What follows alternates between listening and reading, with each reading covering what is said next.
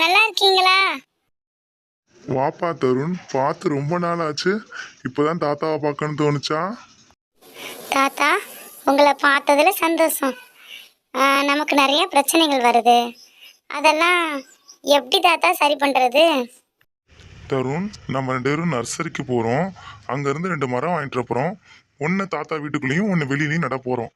எது நல்லா வளரும்னு நினைக்கிற? தாத்தா, வீட்டுக்குள்ளே உள்ளதுதான் நல்லா வளரும். ஏன், அதுக்கு தான் எந்த பிரச்சனையுமே இல்லை. வெளியில் இருக்கிறதுக்கு இயற்கையால் எல்லா பிரச்சனையுமே இருக்குமே. கொஞ்சம் வருஷம் கழித்து தருண் திரும்பி வந்தான்.